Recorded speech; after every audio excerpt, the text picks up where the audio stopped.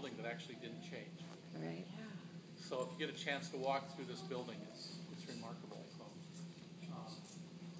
and I think you all know Karen will not be with us.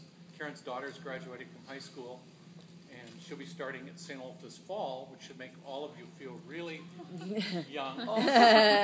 Since someone was telling me that she was born when you were first-year students, so life goes pretty fast. So I think someone's going to deliver some of Karen's. Actually, no. Oh, okay. Then no one will be delivering. I can tell you a little bit what Karen said, but I don't remember most of it. So, well, let me start. So you've got a lot of things you want to do today and a lot of places to go. So what I essentially was asked to do, and I'm going to kind of do that, is a reprise of the last lecture at St. Olaf. Now, I kind of preface this by telling you a funny thing that happened to me leaving graduation this year. I was walking with my gown, and I don't know if you remember last Sunday, but it was just on the side of Hades in terms of sun, and I was just hot and sweaty. And an older woman came up to me as I was walking up the hill, and she says, "You've almost enticed me to go back to college again." And I said, "Well, why?" And she said, "Well, that was one of the best last lectures at St. Olaf I've ever heard." Of course, I've only heard one, she said. I said, "Okay." But then I was going to tell her I didn't give it. It was Charles Tollifer, who is tall, gray hair, and glasses. So I want to warn you, as you age, you're going to find people that have a sort of, well, they put you all in the same boat, the way it comes down. But, so I was thinking about the reprise of the last lecture at St. Olaf, but apparently this is not the last lecture at St. Olaf, so we'll kind of leave it that way. I was thinking a little bit about 1997 when I gave a lecture, and Karen and I shared, and Karen asked me to talk first. And so I finished my presentation. Now, does anybody remember what her first line was? And it's appropriate because it's changed today. She said, "I want to start this by giving you some advice that Ted would never give you." Anybody know what it was? What about sex? No? No, I thought sex would be more fun. Her piece of advice was always keep a spare pair of pantyhose in your desk drawer. Now, that probably isn't even relevant. But I thought it was interesting. So life has changed a little bit. I started out that lecture 15 years ago by talking about how fast your 4 years had gone at St. Olaf. And now we'll probably talk a little bit about how fast the last 15 years have gone for you. And I think, frankly, when you look back, my wife and I were laughing when we first were hired in the first job I had in academia. They projected my retirement date as 2012. And at that point we thought, man, that's science fiction. That's so far away. Guess what? It's 2012. So it goes really fast. I thought I'd just quickly review, before I come back to the talk a little bit. So I prepared this for really only a half hour or so with the idea that Karen was going to have some comments. So you'll be fine. You'll have a chance to commiss and go out and talk to a lot of other people. But I want to give you some of the changes of St. Olaf in terms of the physical plant, and we're in one of them. In 1997, I don't know if you remember, but they had the last concert at the old Pause, the Lions Pause, in Iterborough.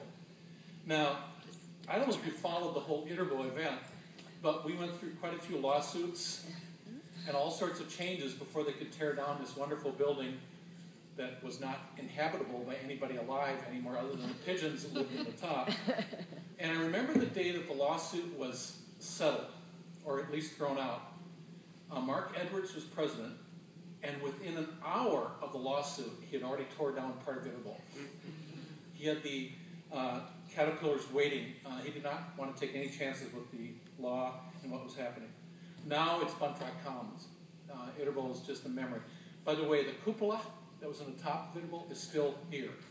It's down in the physical plant. They haven't figured out what to do with it yet. So if you have an idea, it's still sitting here. Of course, the old student center, where you had your reception after graduation and you had your last meal, etc., now is the Dittman Dance and Art Building. And if you haven't been through it, it's a gorgeous building. And I think it's unbelievable. It's even hard to remember what side of the cafeteria you went in, whether you were trying to be really in or in a nerd group. Remember the right side and the left side. And And our cafeteria, by the way, I think St. Olaf now is rated, what, number 2 in the nation in terms of food. The food is unbelievable, and you have about 10 choices, so it's quite unique. Perhaps you've seen a Top Street Wellness Center with the one claim to fame that St. Olaf was very careful about. Our climbing wall is a foot higher than Carlton's climbing wall. So we still compete. WCAL, I saw there was a tour of WCAL on the program when you were graduating.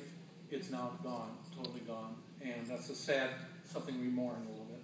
The art building and the annex are gone. I don't think anybody feels bad about the annex. They didn't even have to bulldoze it, they just pushed it. But if you remember the art building with the wonderful facade that Arnie Flotten carved, it now has been turned into a wonderful new structure that is out by the wind turbine. And it's going to be for wedding receptions, graduation receptions, etc. And they built it with the same design as the old art building and put Arnie Flotten's doors back into that structure. And so if you get a chance, it's out beyond Skoglund. It's really quite neat. Now the wind turbine supplies, I think, something like 85% of the college's energy at night. So it's been a really neat addition to the college.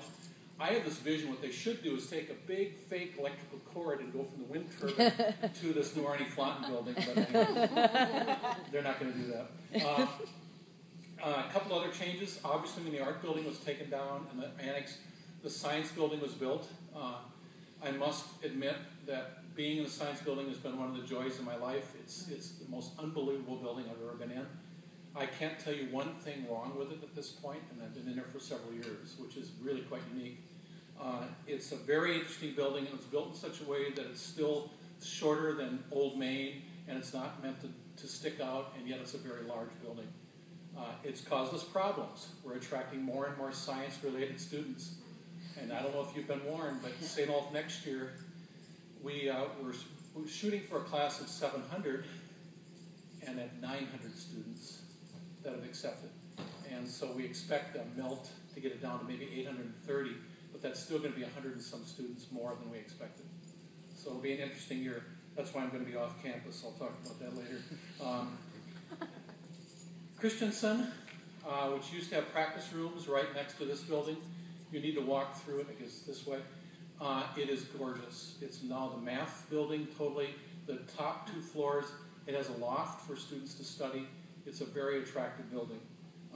And I think they've done a really nice job renovating that building. The old administration building, you can tell by my age, I'm referring to all the buildings by the word old. Old science, old. Well, the old administration building has become the alumni hall and also the Hall of Music. There are an unbelievable number of practice rooms in there now for the music majors. And this building, which was the science building, this room right here is just used for large lectures and events on campus. But housed in this building now are the president's office, admissions, international studies, languages, health center, registrar, business offices, etc. So this has become the administration building. And it's built in such a way that the president envisions that the corridor up on the upper floor here, if you walk down that corridor, one end is admissions, the center part is the academic component, the provost office, the president, and then the other end is CEL, Center for Experiential Learning. And he likes to call it Main Street, the idea that you start as a student first year, and by the time you end, you should have an idea of what you want to do with your life, what path you're going to go on, and where you're going to go. We're not quite there yet, but we're working on it. One of the more unique things that's been built is the wind chimes. And if you've had a chance to see them, I think they have a poignancy for all of us. They were built by faculty and administrators together up in the North School up by Grand Marais. And each chime represents a student who lost their life while they were at St. Olaf. And so I think for me, they're tuned to Beautiful Savior. I thought it was going to be really something I absolutely couldn't stand, because wind chimes are not high on my list. But I must admit it's really quite nice. And it's very poignant for people that have lost someone while they were a student here. And there's good reasons why it was built, sad reasons why it was built. Old Main this fall will be the home of the religion department. They've redone Old Main and put new windows in, redid the roof. The one thing they haven't figured out what to do with the offices in the bottom of the chapel. No one seems to want them. So if you want an office, feel free. we'll see what happens with it someday. We had a hailstorm here in 2006 that has caused, frankly, some interesting sort of results. They've re-roofed every building on campus since then. The slate roofs on all of them. And so every year, Old Main was the last one they finished, which, if you know Mike Lemming in the sociology department, who just retired this past year, for him it was a real godsend because that became the tile in his bathrooms in his new house. And then one of my favorite, after 2006, we had a bad lightning storm up in the hill. And I don't know how you read. Bruce Benson, who's a dear friend of mine, was pastor then. And I think most of you realize Bruce is retired this past year. But lightning struck the cross on the top of the chapel and broke it in pieces. So I don't know if there's any theological base to that at all. But I know Bruce used it in several of his sermons, including a piece of the cross. But it's been repaired since then. This is still a dry campus, but I'll tell you what I tell parents. We recycle really well. I got a kick out of your instructions this week. There's a line in here I kind of like that basically the college's no alcohol policy remains in effect through the weekend. And yet I think most of the receptions are off campus with quite a bit of alcohol, so you can carry it back in your body but not in your purse. The faculty and staff, just a few changes. 3 presidents since you were here. We're in our 3rd one at this point. You were under Mark Edwards. Mark Edwards, by the way, is doing quite well. He lives out east, and his cancer has been in total remission. And he's actually, I saw him not too long ago, and he's doing quite well. Chris Tomford, who was in between, is now a college president out east. And we have David Anderson, who's here now. Faculty, by the way, 3 different provosts since you were here. I think students are oblivious to administrators. They haven't quite even understood the word tenure, so administrators doesn't mean much. But it's been an interesting changing landscape in terms of that. Jim May just retired from being a provost last year and is now coming back to the faculty. Many of us have more gray hair. We know what Lipitor is now. We look at blood pressure. Some of us are contemplating retirement. There are some people in the science department who will never retire. But I have a retirement date ahead, and it's not too far away.